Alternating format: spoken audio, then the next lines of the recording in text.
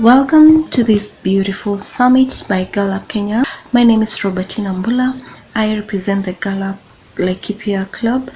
We are a community of young women and young men who believe in sharing to create impact and change. We also know that and believe that when girls rise, we all rise. The same applies to the opposite gender, and we believe in empowering everyone. Whenever we share what we go through, what we have with one another, we are creating a ripple effect. We are helping reach out to people who are vulnerable in the community and helping them gain access to things like education, which is rare in some parts of the country, gain access to food stuff, and help them to come out of their poverty state.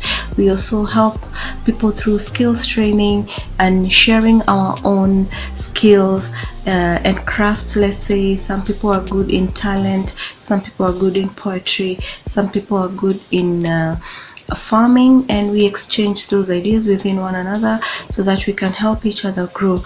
We hope that you're going to enjoy the Gallup Summit that is ongoing and that is just about to start, so that when you go back to your community, you are more empowered. You know exactly what you need to do to empower your community, empower yourself, because at the end of the day, we know that you cannot pour from an empty cup.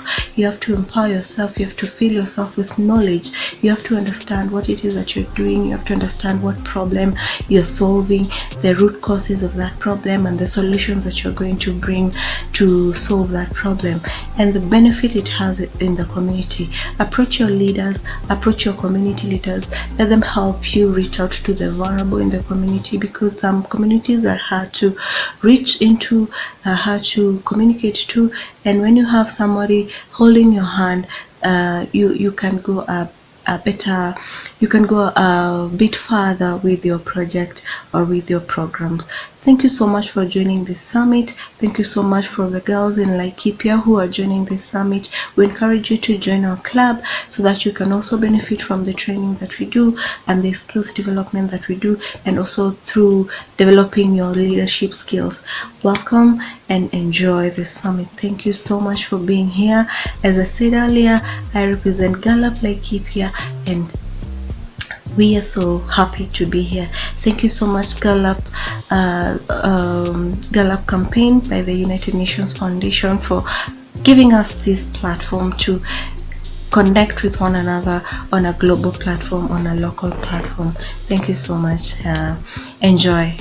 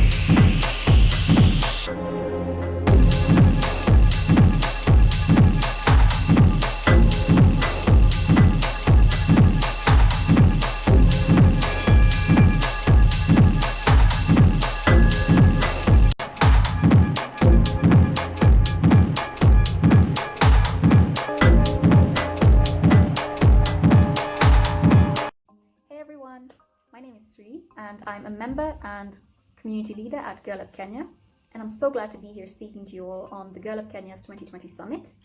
And I'd like to start by thanking Girl Up Kenya for giving me this platform to share my views on girls' education, particularly in the field of science, technology, engineering, and mathematics, which are collectively known as STEM.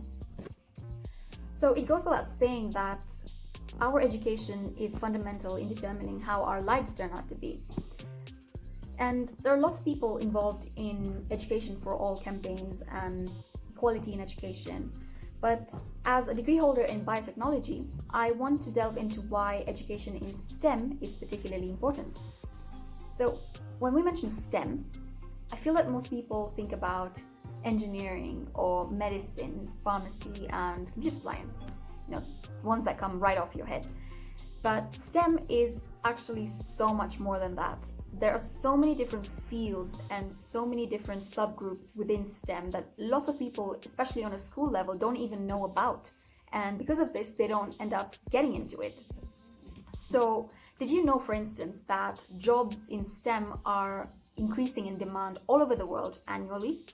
So that means that we need more people to actually take up STEM and study it, because there are more professionals required in the world. And I want to take this opportunity to actually break down some of the things that STEM is, encompasses, rather than just the engineering stuff. There's, allied health professionals like occupational therapists, physical therapists, and medical imaging technologists. And then you have like the science and academia kind of careers, such as biotechnology and biomedical scientists. And these are the people actually who work on researching diseases and new drugs, such as with COVID-19. And then you also have like pharmaceuticals, and you have the computer science area where there's IT technicians, web developers, and even academics who teach on a professional level, people who get their PhDs and decide to teach STEM.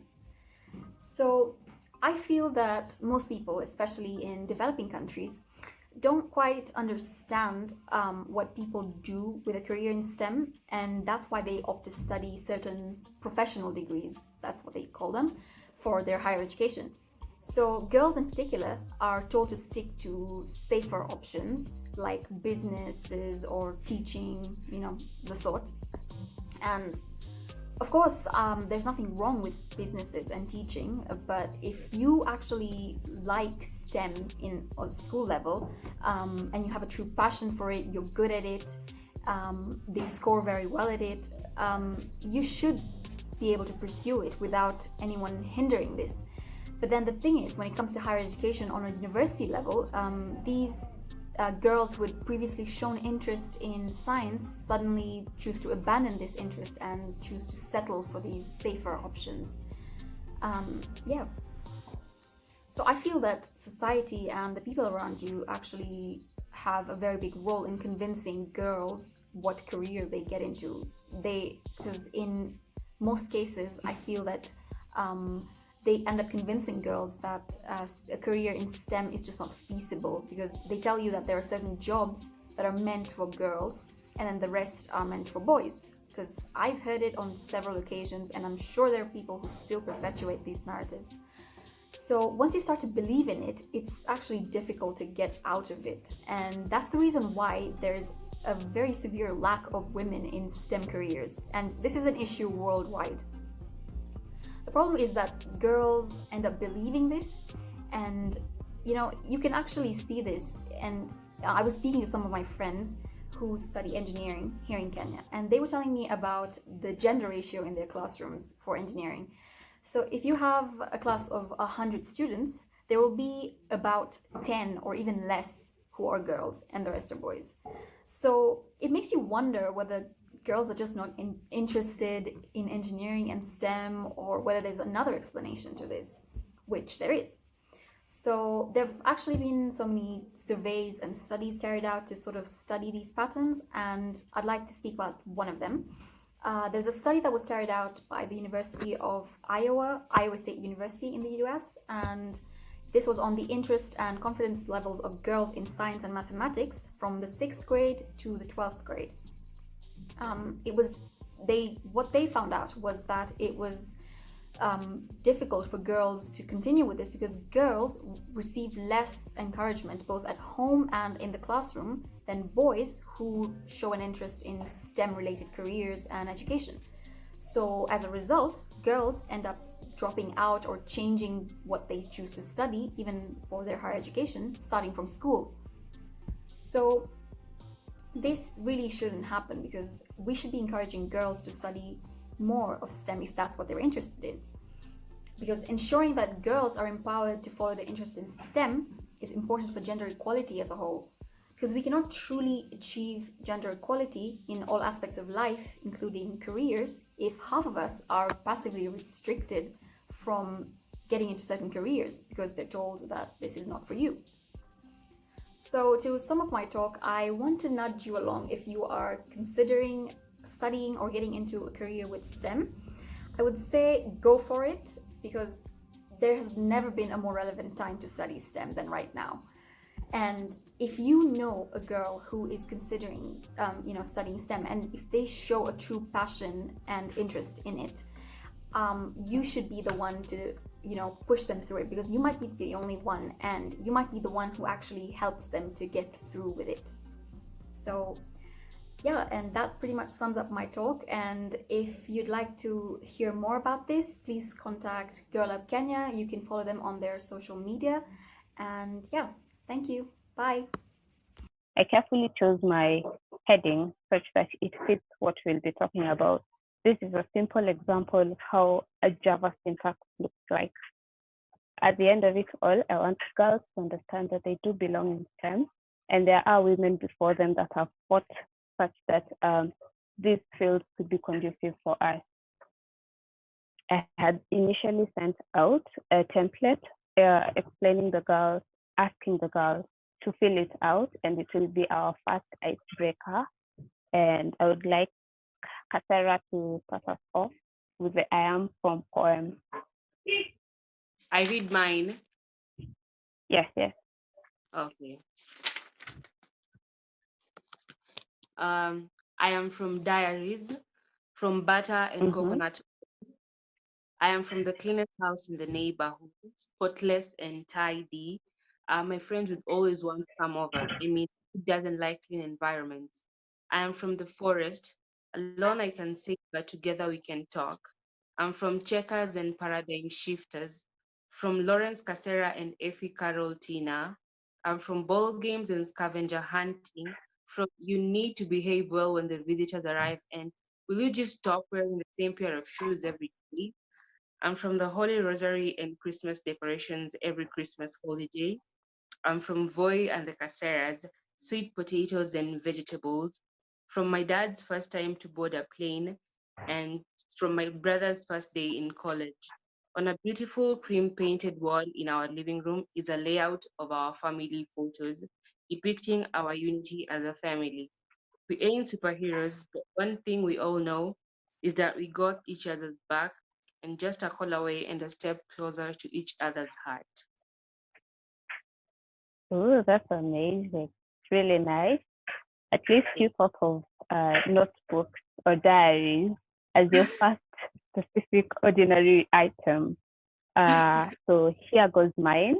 At least if we were more girls, we would have done this. And I do hope girls from wherever you are, you'll be able to feel the I am from poem with us. So I am from comb, from toothpaste and salt. I am from 3 children, naughty, kind, full of laughter. I am from ginger, my best tea flavor. I am from dinners together and fearless. From Desmond and Owino, I am from checking on each other and get-togethers. From you ought to be more responsible and I don't put on socks with you. I am from Sabbath keeping, church is no debate in our home. I am from Nairobi and generational names, fish and ugali. From the sister who cried on her first day of school, the brother who cheers me on relentlessly. In the cabinet lies a bag full of all the pictures of my brother and I while we were little, always reminding us of our adventures and where we came from. So I think the I Am From poem is very engaging, and it makes you think about where you come from and the things around you that you most relate with. I think this is very necessary such that we become self-aware as girls. We become self-aware of things we can do and things that our minds can possibly can also do if we let it free. So in the STEM field or areas, it is very saddening that as of 2018, 35% of medical practitioners, these are all registered doctors and dentists in Kenya, are female. 14% pursuing natural sciences, and only 11% in the engineering and technology field. Yet 80% of the women of women in Kenya make up the farm labor force. Not to say that that is a bad, not to say that that is bad or to demean their work. I just want to encourage. It would have been more encouraging if these numbers would have always been balancing themselves out, such that as much as there are many women in farming labor, there should also be women helping us take up space.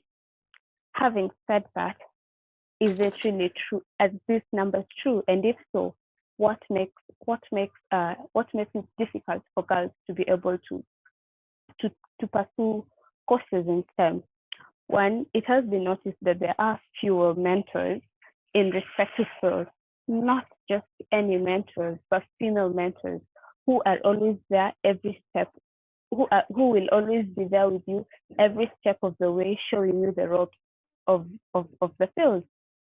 There's also a belief that women in STEM look and behave a certain way. Is that true? Kasera, would you like to speak about mentors and the role they play in helping more girls come up in STEM?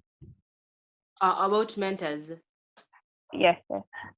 Okay, I majorly talk about you being my mentor back in 2018 while we were doing So one thing I will majorly say about is that having a mentor, and at that time realizing that I was also a candidate and most of all the school captain, I had to learn how to juggle studies, technovation, and how to manage to maintain order in school, because being the school captain, I had to be in charge of that.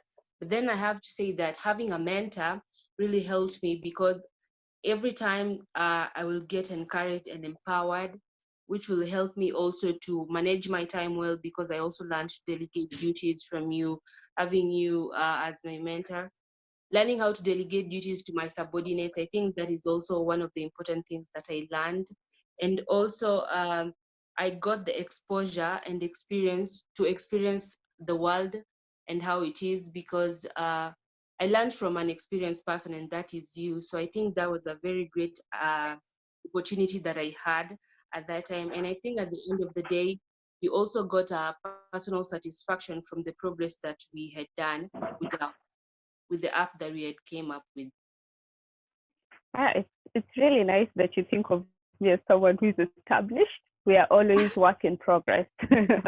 Other than that, I also want to break the myth that women in STEM have to look and behave in a certain way, mostly stereotyping that women have to be manly or women have to look like the other gender such that they fit in, which is not true. We as women have been gifted femininity that we should embrace. If you doing your nails is your thing, if you having a full face beat is your thing, please go for it. Kasara can tell you during the quarterfinals, I dressed to impress people. I dressed to impress. So with all this, having said this, we do belong and do become in the STEM field. It is not only for men, because remember, for you to take space, you need to have passion. For you to take space, you need to have persistence. And in that persistence, there comes power. Power in accepting yourself, power in knowing that I do know how to write JavaScript. I do know how to map out areas in geo. I do know how to, do medicine and be a practitioner in my own with capabilities of my own. I think that is all. It's very important as girls that we are able to identify spaces that we fit in and bring that chair to the table. A famous quote of mine is, "I lean in and sit at the table." Because remember, there are women before us who fought for us to vote, who fought for us to stay in same areas, breaking down the racial profiling and racism. So I think it's also important for you to be full in whatever you do, because as a woman in STEM, I have come across people who go, "Oh, because you're a woman." So I give a small story. In last year, I was attending uh, I was attending a coding game jam, so that we make an online digital library on traditional games. And I was invited in Mombasa as a panelist, and I was so excited. And I get there, and somebody asked, "Oh, so how was the process to get in?" I'm now meeting up with my friends, and we ask each other, "Oh, so you got in? Ah, how did you do it?"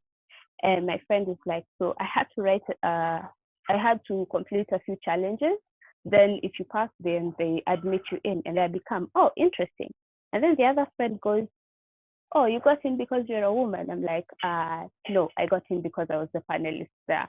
And really, you need to understand, you need to be able to understand yourself in your full capabilities, and trust yourself and trust your skills, because that is the only way. Once you get that foot inside, you're going to remain.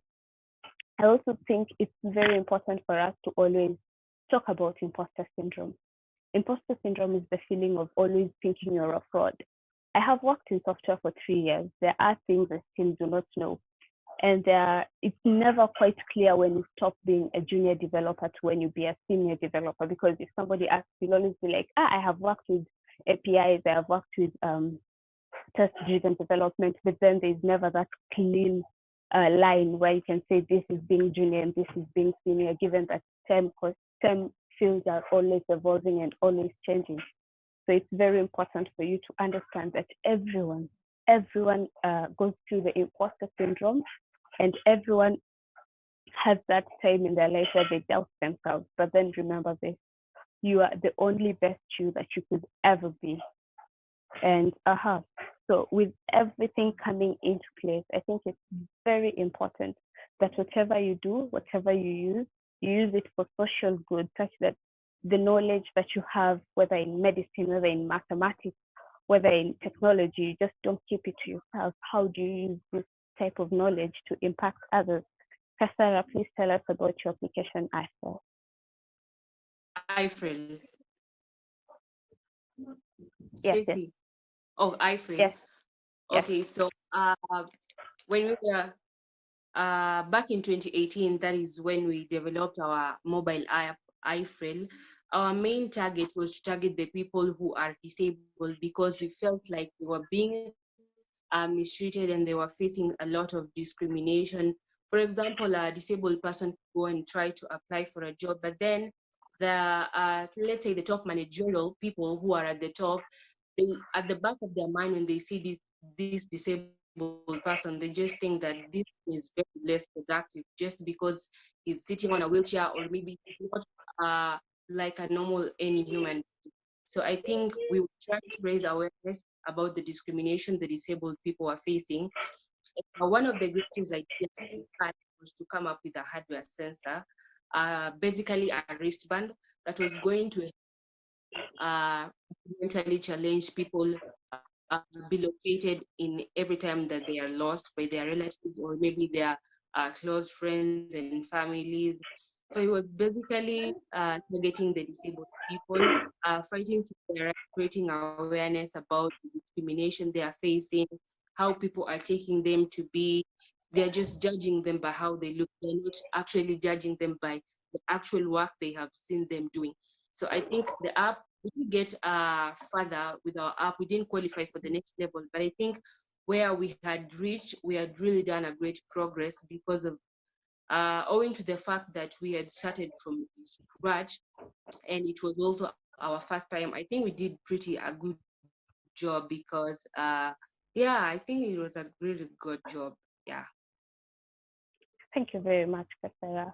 That was really important. That was an amazing job you guys did, because they looked at the people with disabilities and tried to find a way to bridge that gap between them getting legal assistance and getting help as from against discrimination, to how that could be achieved. I call those small big steps, because these are things you do them when you don't actually expect any quick gratification, and most of the time you really don't understand the power of what you are doing. not that it's not important, but because one, maybe at that moment, because at that moment it is important for you. It may not be important for the county governor, it may not be important for the senator, but for you at that moment, it is important, and it's a small, big step that you make to bring about change. I brought about change in my community by the use of tech, by assisting girls who are in need of getting assistance, those specifically those at risk of being mutilated, be able to contact the authorities and get help. That was just my way. But then remember, you can always try to solve problems relating to your community wherever you are. And other than that, I wanted us to write a simple program, a simple code, such that you can be able to see the power of technology to put our mouth where our money is, or is it the other way around? I wonder. So when you go to ai2appinventor.mit.edu, you get to first sign in, and you use your Gmail address. And once you signed in, they'll take you to their homepage, and on their homepage there is the new project just on the top left corner. You should see the new project. Then when you start your project, you'll be required to put in a name for your project. And for this project, I named it Call. Okay. And so what happens is there's the palette, and then there's the viewer. I'm reading from my left. So there's the palette, and then there's the viewer, there's the components, and then there's the properties. So in the palette, you get everything the user will interact with. Basically, that's the user. That's where you create your UI UX design. So in software development, there are two types of development. There's front end development, there's back end development, and people who understand both back end and front end are called what is the name? Oh no, I have just forgotten the name. Full stack developers. Yes, they're called full stack developers. So on this platform, on your palette, whatever you want, you remove it from the palette, you drag it to the viewer, and whatever you drag will be seen in your components. So the components are everything that you've used on your screen and in the properties, such that and if you can see just above the viewer, you can see screen one, and then you're able to add screen. So if you're able to add screen, it means one, you can connect your application such that you move from one screen to the next. I made this, and I dragged a button. On your components, you can see there's screen one, there's button call, there's top picker, there's topic, and then there's phone call one. So I dragged a button, which you can find on the user interface. If I can just, okay, get back. No. This is going bad. If I can just show you here on the user interface, there's a button. The first element on the user interface is a button. So that's what I just used and dragged it and dropped it on my screen to be able to get this type of results. And when it comes, it's going to be just a plain button. Then I added an image, and I did on my social. So on the palette are different features that help you design your application and add buttons, add text, add passwords, and everything. So under social, there's a phone call. What I had in mind was, what if I would like to send an SOS call to anyone? If I wanted to send an SOS call, such that if that button is pressed under normal circumstances, maybe we would say if the power button is pressed thrice or pressed 5 times, what should happen? So this is very simple. Remember, the power of software is limitless. So that's what I had in mind. And on App Inventor, there are small question marks on the palette after the elements. If you hover your mouse on them, they will give you a short description of what each element does. And so with my front end done, I moved on to my back end. And on back end, we have on back end, we have logic instructions that would tell the button what to do. For example, these are instructions to the button when it's just clicked, when it's focused, when it's long clicked, when it's lost focus and everything. What should this button do? So let's work on the blocks I had. So on App Inventor, they're called blocks. In normal circumstances, we just call it code. So how App Inventor is a bit different from normal code because this is mostly drag and drop. Normal code is like my title, class girls will belong. That is a normal code that you have to type in. But with App Inventor, because this is for beginners, you just drag and drop it. So walk with me. So I said, when my button call will be clicked, so is that brown? The brown, anything in brown is a control, and then the purple one is a procedure. You can actually see on the left side of the screen, you can see they have sort of color coded them such that you'll be able to understand, such that when my button call is clicked, the phone call will make a call. Because I think I missed one screen. You should be able to have a place for the phone call. You'll put in the number you want to call. And then for top picker is like a contact searcher, such that it will be able to search through your contacts on your phone. And that is what, and the number you pick will be what will be used. So with that in mind, so when the button call is clicked, it will make a phone call. I think that one is pretty much straightforward. And we also have getters and setters. What you see is the dark green is a setter and the lighter green is a getter. So, well, that is a bit deep there to get into it. So first, because we want top pick to be able to get the contact list in our phones, we first need to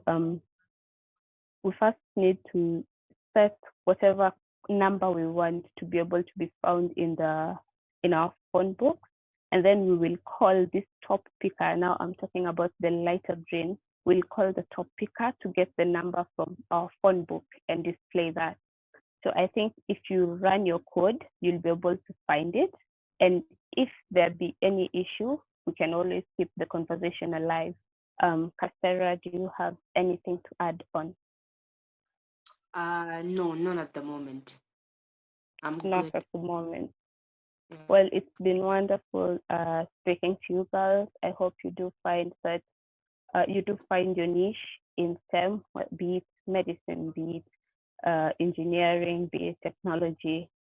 Whatever it is you choose to do it with your heart, and you will get a satisfactory result. Thank you very much.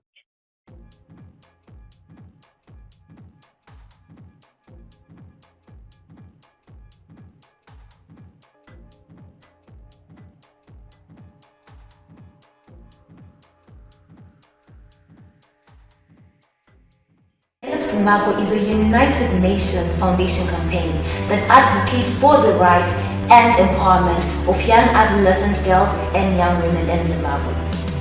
Get Up Zimbabwe has done a various projects to make sure that young girls in Zimbabwe are empowered. Some of these projects include teaching young ladies how to make reusable pads and also donating sanitary ware in a bid to end menstrual poverty. Get Up Zimbabwe also advocates for the girl child to stay at school and hence the book drive, which makes sure that the girl child has something to read, hence empowering her. It has also partnered with various CSOs so as to amplify the voice of the girl child.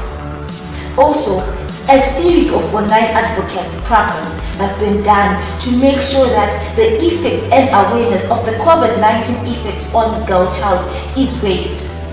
Get Up Zimbabwe. You see a gap and we see the future.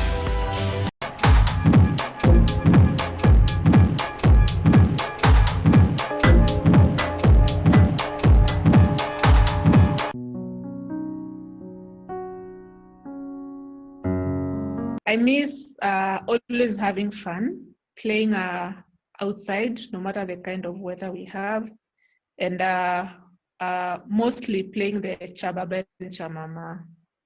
I miss being more flexible and not caring about anything. It might sound a bit silly, but I miss those lollipops we used to get at the kiosk. They're called Pin Pops.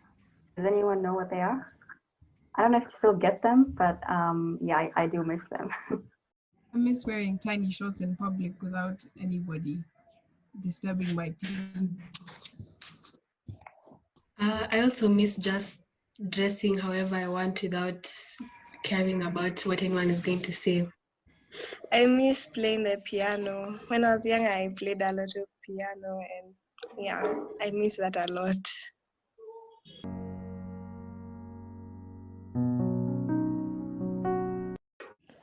I feel safe being in church. I feel very safe at home with my family. I also feel safe at home with my family.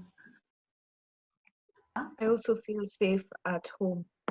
I feel safe at home as well, but also when I'm with my close friends.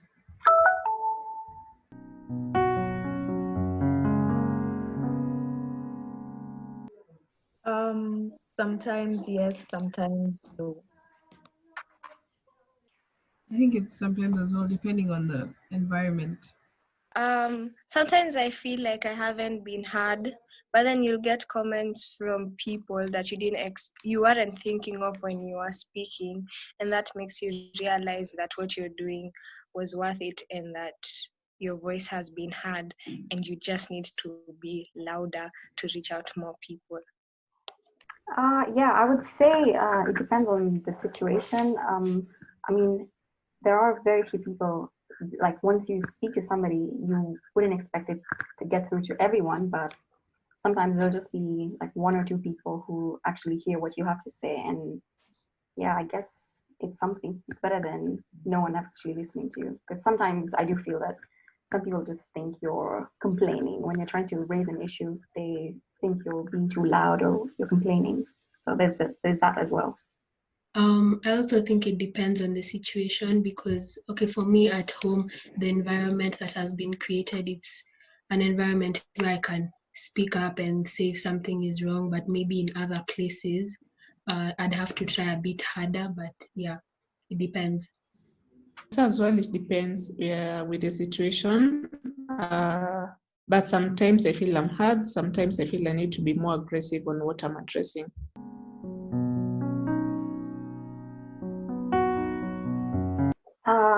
It's a bit of a tricky question, actually. Well, I've only lived in like 3 countries. So I've been in Kenya since I was a kid up to when I finished my school.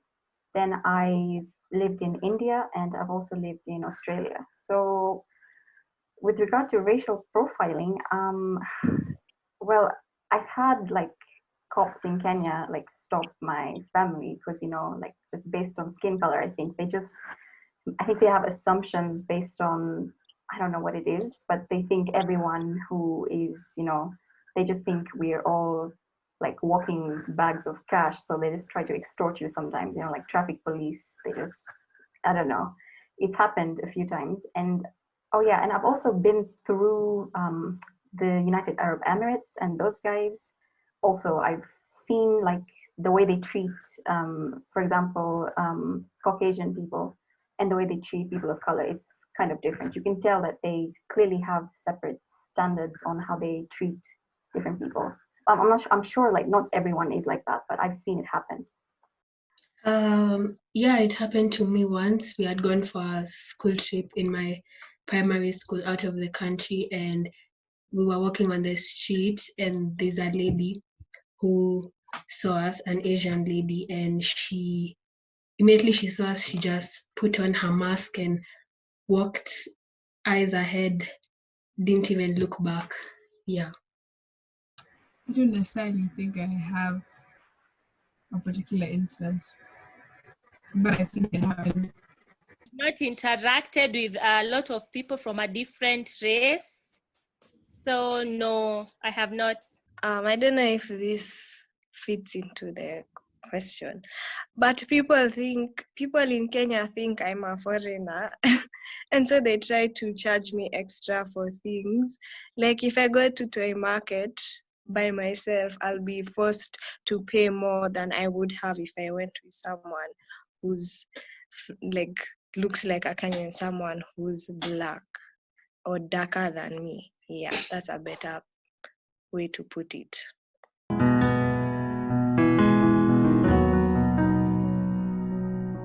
Well, personally, what concerns me most is, I think, my dreams,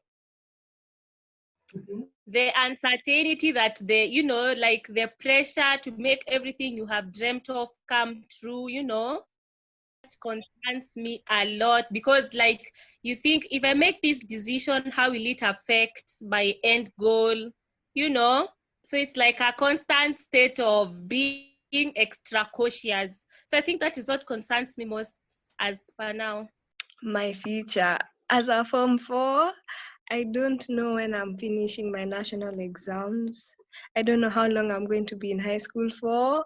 I don't know if I'm going to go to university next year or 2022. I don't know what's going to happen. And that scares me because the other parts of the world are still moving on. Like the people who are graduating this year have graduated virtually. And so they're moving on and I'm still here. And so I'm just wondering how I'll be able to catch up. And that scares me a lot.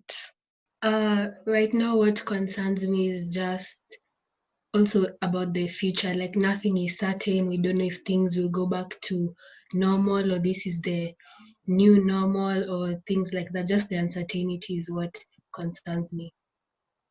Well, as of now, I'm concerned about my health and the health of everyone around me, because as we know, it's not just about one of us. If one of us around you is sick, then it means that it compromises your health as well. And that's concerning. I mean, given the circumstances and given the fact that not all of us are able to access, good health care. So yeah, that's concerning. As per now, I'm much concerned about my achievements and the plans I have. And I'm also much concerned about seeing people happy, safe, and well. It's not all about me, but the people around me. So right now, I'm most concerned about exploiting the resources that are available to me and ensuring that I make the most of everything that I have, especially during this time, and also the safety and health of my family and my friends.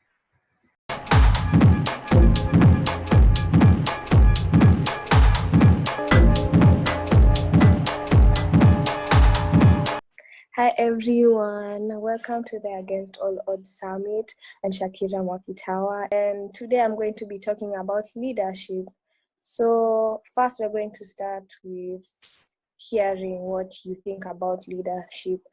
So let's take a moment, a few seconds to think about what comes to our minds when we think of the word leadership.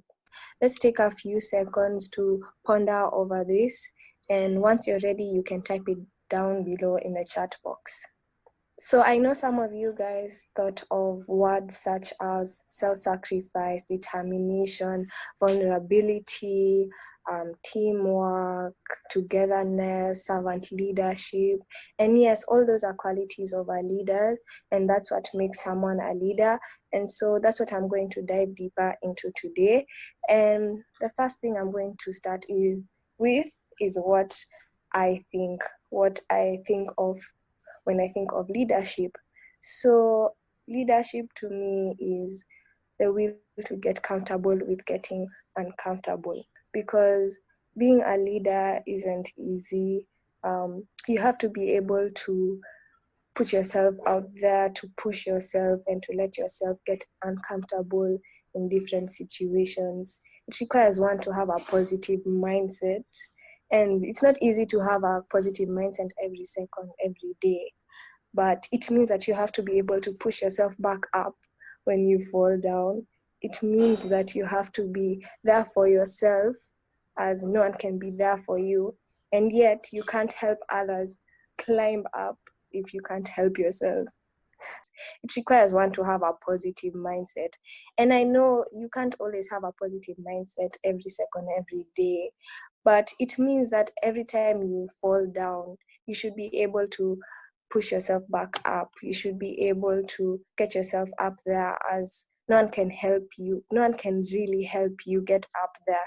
It's all on you. And that's a strong leadership quality, because if you're going to serve others, you need to be able to help yourself first. Yeah. So leadership is all about being positive and having the energy to push yourself up as well as others. So that's what my take is on leadership. And so now, what do my peers think about this? What do my fellow students mean? So I asked a few friends of mine on what their take is on leadership, and I made a small presentation for you, a small short clip for you to watch and hear it. Leadership to me is vulnerability, the human ability to be able to make the right decisions, not only for your welfare, but for the welfare of everyone around you. Someone who is able to listen to everyone's opinion and include it in the final decision. An ongoing process of self-sacrifice and self-compromise. True leadership means being able to serve those around you, being able to put the needs of the members of your team before those of yourself. You should be able to know what your people under you are thinking, feeling, planning, so as to be able to incorporate everything into a better working environment. When I think of the word leadership, patience.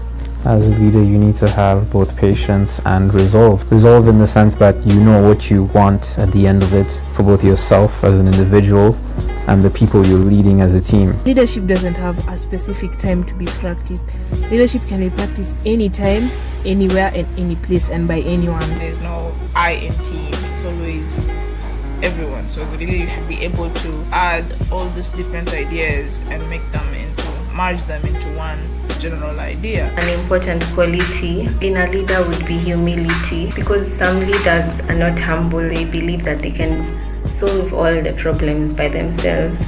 Leadership is about being able to understand what the people who are following you, what they need, how long you can expect to get results from them, and whether or not you'll be able to be compliant with the whole process of delegating responsibility, accepting drawbacks, confronting weak links. To me, leadership means rejoicing in not only your individual success, but in the success of the team as a whole.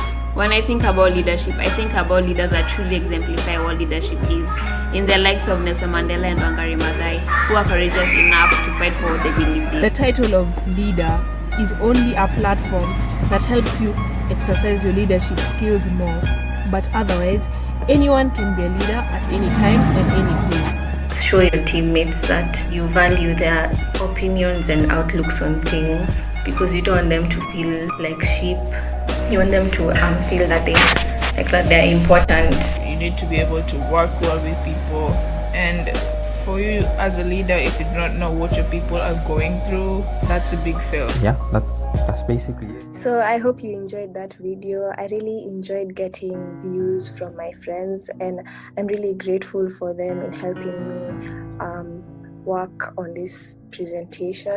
So I also thought that it would be wise to share with you on what our own leaders have said about leadership. So I got some of my favorite leaders, and we have Michelle Obama, who is someone that I believe everyone admires. She says that you can't make decisions based on fear and the possibility of what might happen. So this mostly refers to the quality of risk-taking and decision-making. As a leader, you're required to think about every single decision that you make. Mostly, I recently learned about this when I went for a boot camp a few years back, and you are given the challenge of deciding who gets to get into a ship, into a rocket to go to space. And so it was pretty interesting, as we had to choose from children to doctors to disabled people, And so it was quite interesting and taught me to value the skills of decision making and risk taking. We also have Wangari Maathai, who is a well-known advocate for treating our environment well, and she's a political activist from Kenya.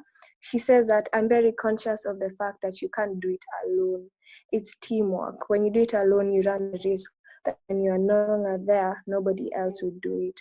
So as it states, this shows the importance of teamwork, and being a leader is not about leading alone in the front. It's about leading together with your people and working together, because they say there's strength in numbers.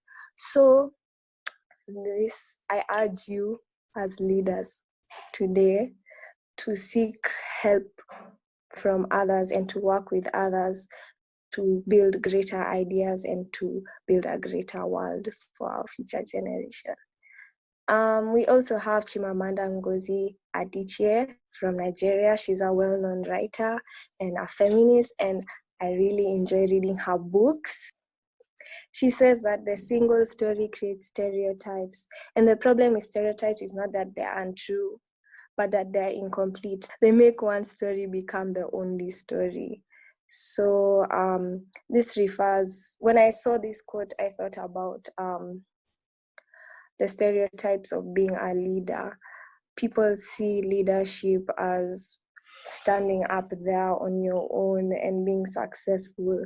But for me, and I guess for our leaders, our wonderful leaders such as Michelle Obama, Harry, and view leadership differently, as serving from behind and as serving together. And I think those are the qualities that we need to have as leaders. And sometimes a few leaders will lack this. And yeah, that's what leadership is to me. Yeah. And that's where my presentation ends. Thank you for listening to me. Thank you for giving me the opportunity to speak about leadership. I hope you enjoyed. I hope it was informative. Yeah.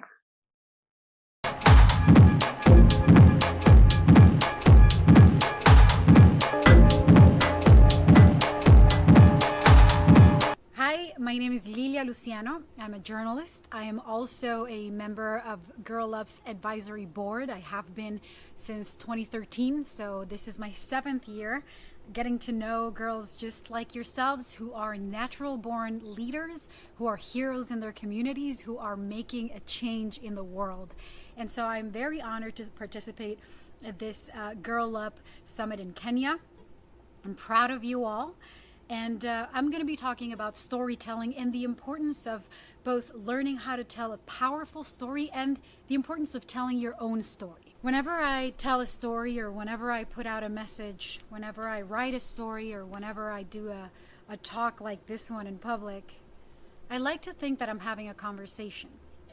So because of that, I'm going to pose some questions to myself, and then I'm going to answer them as if I was having a conversation between me and another person. The first question is, what's your story? In a nutshell, I was born in Puerto Rico. Puerto Rico is an island in the Caribbean that is part of the United States. My first language is Spanish. Yo hablo español. My second language is English.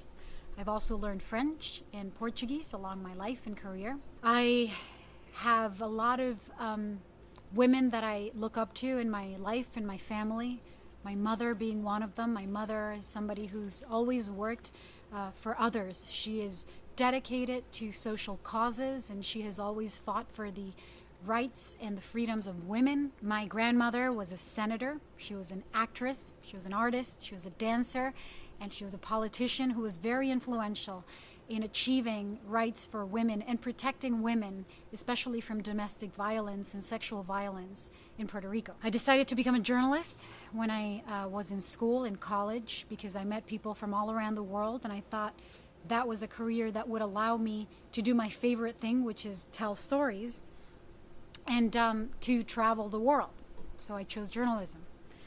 In my career in journalism, I've told multiple stories.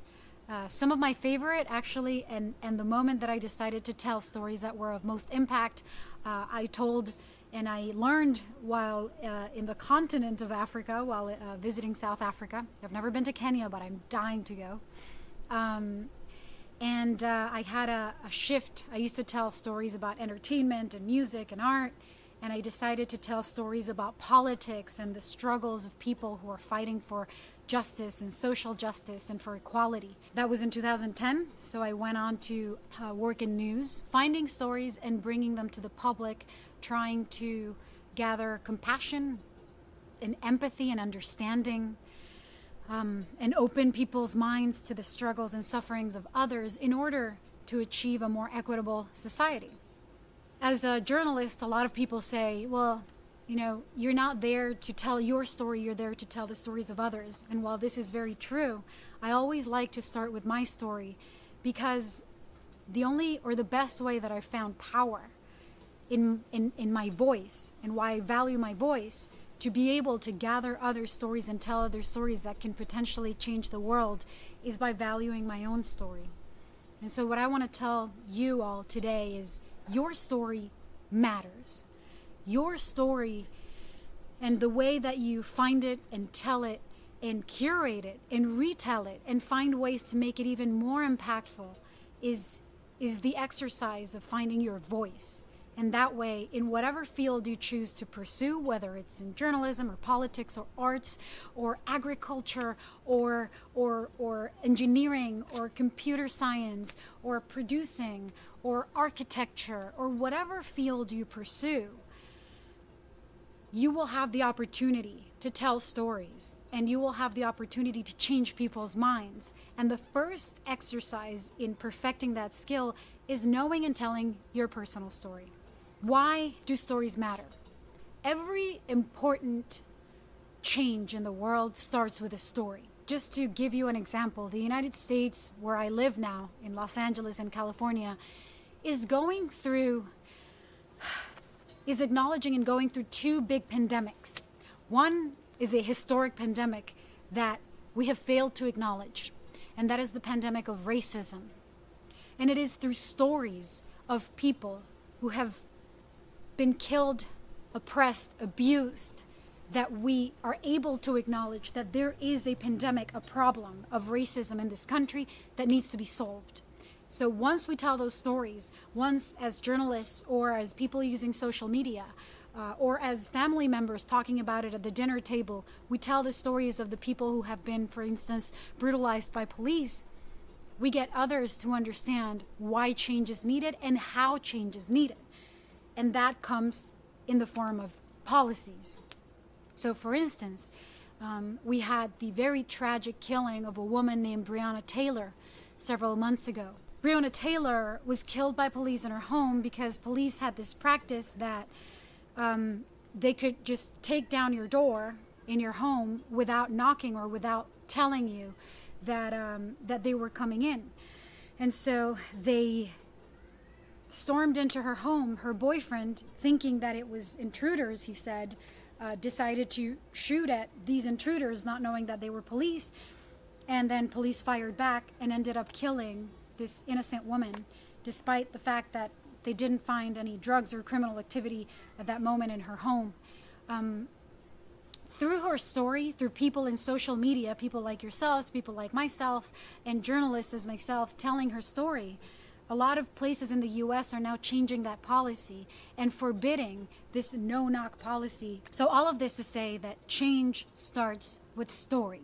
So the next question I'll ask myself is, how do you tell a good story? A story that is memorable so that people can pass along the message of your story, so people can share it with others and you gather momentum, that is also engaging so that people pay attention and listen and you capture them. I think the most important thing is to get people to care. How do you get people to care? You appeal to what you think that they can connect with. So whether it's, you're telling the story and the story matters because it happened to a girl. Well, maybe you appeal to a person asking them, do you have a mother? Do you have a sister? Do you have a friend? Do you have a daughter? Well, then you should listen to my story. So you appeal to someone, this is if you're, one-on-one, or if you have an audience listening that might not get that feedback. So you appeal to what it is that you think in that person And that requires knowing a little bit about your audience that they will connect to. Maybe it's a story that starts with something that people can connect with because of where they live or because of something that happened to them. So for instance, you can start a story telling someone or telling an audience, have you ever been in so much pain that you couldn't get out of bed? I bet you that everybody can connect with that feeling. So you find and you appeal to the humanity, to the common ground that we all have to capture people, to captivate them. A good story also has to have highs and lows. If a story is all low, if a story is all sad or is all, not very consequential, it's easy for people to lose interest. So you can start with, it was the best day of my life. Everything was going for me. I was walking to school. I was going to give a presentation. I had just read my favorite book. I had an amazing morning. And then you go into the low, because that fluctuation in story is what engages people, is what tells people, is what helps people feel like, oh, something happened, right? So it was the happiest day ever. And you build suspense. You give people pause. You give a moment to take in what they are about to hear, and you also give a moment for them to take in what they've just heard. So I was so happy. I was wearing my favorite shirt when, out of nowhere, pause. I saw something out of the corner of my eye. Suspense. Create an expectation. My life changed forever in that instant. Create even more surprise. Have people be invested in the stakes of your story. Say what happened there was somebody came running and told you that a loved one was killed or died, or somebody came and attacked you. You're not starting the story with, this happened to me. You're building investment. You're having people be invested in the story. You're engaging the person. You're saying, you won't believe what happened, and once I have your attention, you reveal what happened. You explain what happened, you give details, you describe the scene. Was it sunny? Were there trees? Was there no one around? Was your voice bouncing off on the walls? How did your body feel when you experienced what you experienced, when you heard the news, when you came face to face with what happened? Then you go into the consequences. And then you get into why this matters. What were the consequences of what happened? How many people are affected because of what happened? What are the stakes?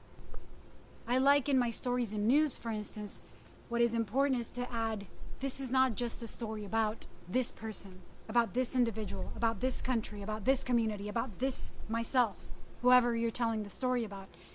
This matters not only because that individual or that community or that country where it happened matters, but because these are the consequences. You can add data, you can add information, say, I was not the only one who went through that. I am not the only one who was traumatized by the experience of sexual violence or war or a violent attack. These are the numbers. So it's important to do research in order to explain the stakes and the level and the scope of the impact of the thing that you're communicating, right? So, 1 in every 4 women are sexually assaulted, or 1 in 7 girls are given to someone to marry before they are adults, or whatever the data is that you're communicating, you include that in your story. And I think the final and crucial thing to do when you're telling a story is you share hope, but not so much hope that people feel like it's not a real problem, or not so much hope that then people feel appeased and calm because the issue has been resolved or because somebody else is fixing it. but hope in the form of a call to action. Hope in the form of this issue can end, this problem can end if you do something about it. What can you do? And hopefully you can provide an avenue or a method to engage that person listening in the fight. Maybe it's a petition to sign. Maybe you happen to know that there is a law project, a bill or a policy or something that if they sign on to it, if they call their representatives, if they show up to whatever legislative body is in charge of passing that bill or that law, that they too can make a difference. So it's always important to say there's hope, but hope doesn't materialize without action. And that's how you engage people. Right now, the other pandemic that I was talking about before that the world, not just the US, is going through is, of course, COVID-19. It's why I'm telling you this from my home. We tell the stories about individuals. I start a story with individuals, people who are affected, somebody who lost a loved one, a doctor or a nurse who is so depressed that they have a hard time getting into the ER and are hopeless. I engage people with these are the stakes, and then we get into the numbers. How many states, how many countries are affected, how many people have died?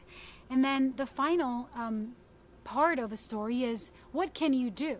In this case, stay home, wear a mask, social distance, whatever is required for people to do their part in order to stop the spread of this pandemic. I think storytelling is something that gets better the more you do it. So throughout the 15 years that I've been telling stories for a living, I've gotten better. And I don't only practice by putting a story on TV. I also practice by talking to people. I talk to my husband or I talk to my friends. Sometimes I, tell a story and I go too long, and I can tell in the eyes of the person if they look away, if they look at their, phone or their watch, or if they take a deep breath and kind of look like they need to escape. I'm like, oh, okay, that means that's feedback. I'm learning from that. That means that my story is too long, or is not too engaging, or maybe they're not connecting with them. Maybe I'm not giving them enough elements to connect with the story in a way that they otherwise would if I pause, if I take the time to say, hey, this too can affect you, or this can happen to you, or this can happen to your daughter, or this can happen to your mother. Find the ways that the story is going to be effective. So practice it. I think the best way to get better at it is to constantly tell your story. And if something happened to you, or if something you're suffering through, and I am, personal example of this, there have been painful stories that because of shame, or because of anxiety, or because of trauma, or because of regret, I haven't been able to tell. But then I found that when I tell them, the opposite of what I expected happened. Instead of being shamed or guilted or rejected, people embraced me and the story and made me feel like, oh, this matters because this happened to someone else I know. And so I think it's really important to start by stating your story, by perfecting your storytelling through telling it more and more, by finding platforms and avenues of sharing your message, by catering or rather curating to your audience. So, if you're talking to a group of teenage boys, you're not gonna say the story in the same way as if you're telling it to a group of, older women, or if you're telling it to a group of small kids. So know your audience, figure out, maybe by asking them, maybe by researching what it is that appeals to them, and then figure out how to craft your story, always truthfully, of course, no need to embellish facts, but find a way to carve your story in a way that when you release it onto them, when you gift them with your story, it's going to affect them and it's going to get them to tell it forward. And that's what we seek in storytelling, is for people to tell it forward in order to create momentum that will propel and that will spark change. Now that we've had this chat, I invite you all to reach out and tell me your story. I am available always. My email is Lilia Luciano, Lilia, Luciano, Luciano, @gmail.com. And all of my social media is just Lilia Luciano, just my name. Send me a message. Send me your story. Send me your questions. I'm here for you. I'm proud of you. I am inspired by you. I am excited that you are being a part of this powerful movement and this powerful platform that Girl Up is, and that you are doing what you can to change the world as well. Thank you. A special thank you to you, our partners, who made this summit themed Against All Odds to be brought to the comfort of the young girls within their homes, given the current situation of COVID. There are so many issues that are affecting these young girls, and even the impact of COVID or the current COVID situation has made it worse. So thank you so much for partnering with us and ensuring that we still continue to advocate for these issues that are affecting girls regardless of the current situation. So we hope to partner with you again with our other programs within the year, and even next year if we hold our summit. So thank you very much from Girl Up and from our other partners.